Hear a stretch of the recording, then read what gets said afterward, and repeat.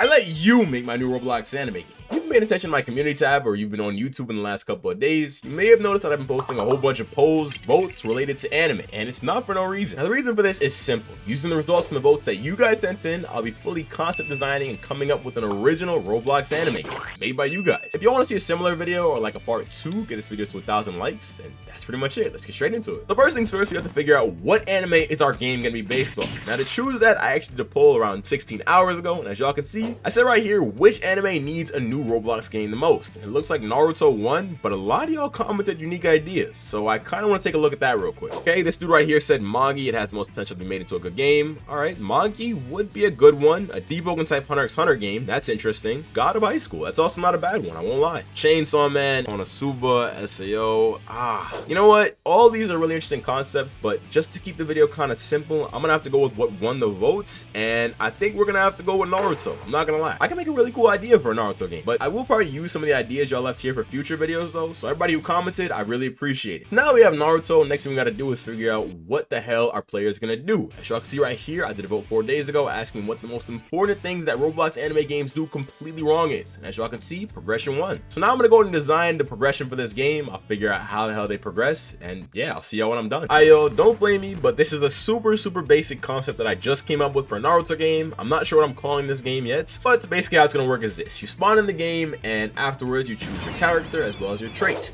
The game will have multiple traits such as, I don't know, brute or intelligent. I don't know, we'll work on that, but the main thing is after you choose your traits and you customize your character, you then choose from 3 different paths. The first path being Warrior. Warrior obviously specializes in combat techniques as well as physical abilities. Good example will probably be like Rock Lee or Might Guy or even Naruto too. He's kind of a warrior. Second one would be Sage, which is chakra and jutsu mastery. So Sage would be using a whole bunch of jutsus like, I don't know, Itachi or Kakashi of the Sharingan. And then the third path is Tactician, which I guess a great example would probably be like Shikamaru, somebody who's intelligent, has a whole bunch of strategies, and it's just smart, you know? So after the player chooses whichever path he wants to go in, he then spawns into a random village where the goal then becomes to interact with other players, do missions together, and then eventually rank up to Genin. So after the player becomes a Genin, he should then be looking to find a team to complete the Chunin exams with. How the Chunin exams are going to work in this game is it's a timed event, which means, for example, every day at 6 o'clock or 3 o'clock, the Chunin exams open up, and then you and the team that you found can go complete it together. This should be a good system because it should allow a bunch of players to always rank up the Chunin. As new players play the game, they'll make new teams, and it should keep it unique and fresh. So after the player becomes a Chunin, he should then be assigned missions based off the path that he chose in the game: Sage, Warrior, Tactician, and then completing these missions will unlock new abilities based off the path that they chose.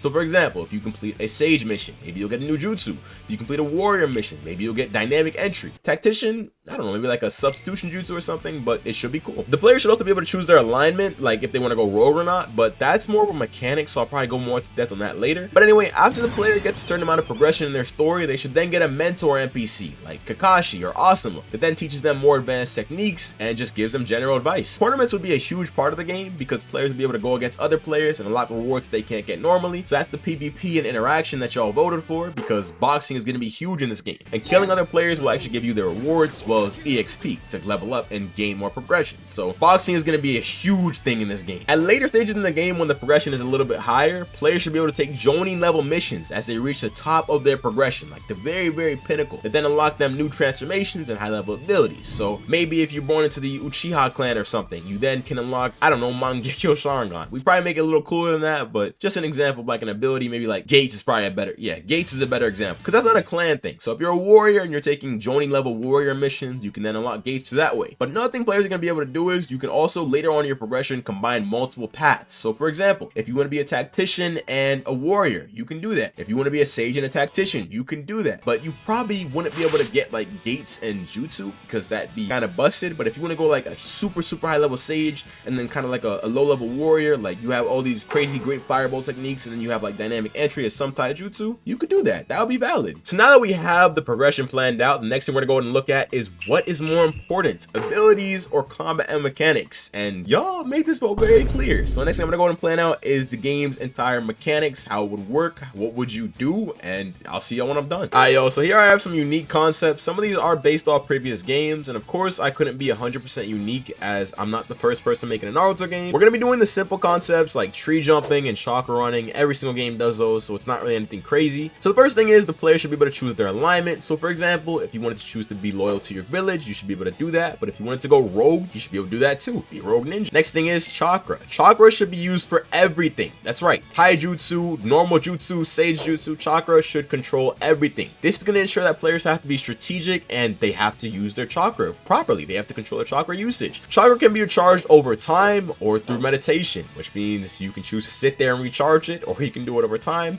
If you're in a battle, it will not recharge, so you have to actually be very intelligent and wise with how you use it. Next is terrain combat. The environment should be used during a battle, and some jutsu should be able to actually manipulate the terrain around you. So for example, you could use something like mud wall to close players off, and then I don't know, a lightning style jutsu to hit them in that area. I know it sounds very vague, y'all, but these are general concepts. Next thing is jutsu combos. So different jutsus should be able to come together and create combos, like how Yamato, his wind style jutsu came together with Naruto's, what was it? I forgot, but they made like a huge flaming fire tornado, and you should be able to do stuff like that. I don't know if it was Naruto and Yamato, but he did do like some sort of combination jutsu. I can't remember exactly, but that's what I'm talking about. And then another thing is every single element should have its own strengths and weaknesses. So for example, an earth style jutsu could probably block an attack from, I don't know, a fire style jutsu, but a fire style jutsu is obviously going to be better for doing damage. So you should have to choose based off the play style you want to have, which makes the game a lot more interesting. Next up is a substitution mechanic. This is another one that a lot of Naruto games usually tend to have, but this game's gonna take it one step further, because instead of you just pressing a button and then you switch with like a log or something, you'll be switching with objects that are near you, like on the ground or something. So you'll have to constantly be looking for stuff to swap with, which makes the game a lot more fast-paced and interesting to me at least. And then another thing is timing is gonna be really essential for subbing, because if you're not like right in that window of hitting the button when you're ready to substitute, you're not gonna sub. There's gonna be a really small window, which makes it a lot more interesting. Next up is team composition. All right, players are gonna have to actually care about how their teams are formed,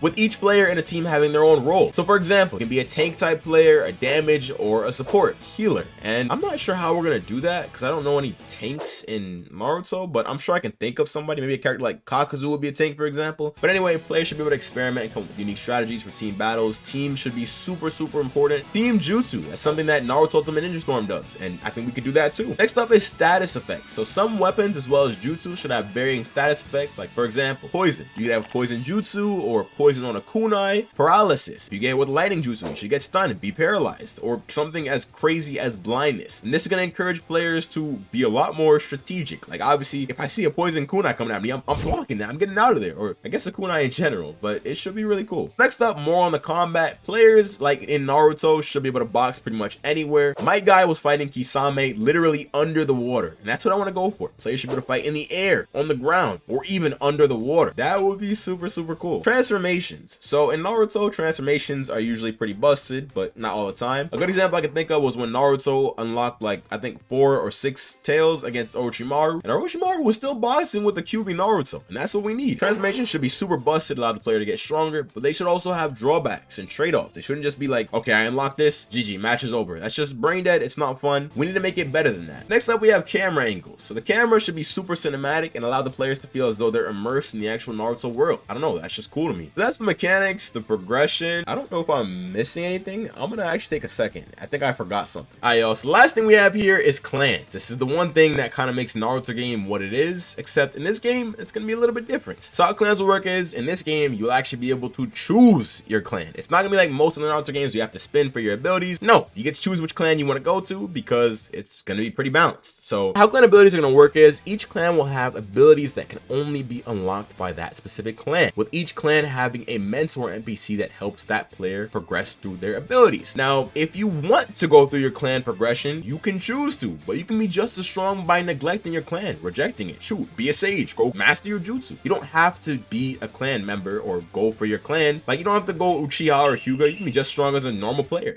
It does not matter. It's all gonna be balanced. So clan missions can be taken by players in order to further progress their clan abilities, as well as unlock hidden abilities. Oh, did I just say the same thing twice? But yeah, unlock hidden moves. So for example, I don't know, maybe a clan mission would be unlock the history of the Mangekyo Sharingan or something. Figure out what happened there. Read the stone tablet. I don't know, something cool. Clan bonuses. Being a member of certain clans will provide boosts to specific stats. So for example, if you're a member of the Uchiha clan, you'll have a stronger fire style. And if you're a member of the Hyuga clan, you'll have improved accuracy or maybe even stronger vision. Clan HQ. Each clan should have its own base or headquarters where the clan mentor NPC is located. And another thing that I saw was clan elders, but I don't know how that would work because I think a player would have to actually be like the elder. So yeah, I don't really see how that would work. But back to clan bonuses. Member of the Sarutobi clan could have stronger fire style as well. Member of the what was it, Akafura clan could have stronger, or wait, no, what clan was Choji in?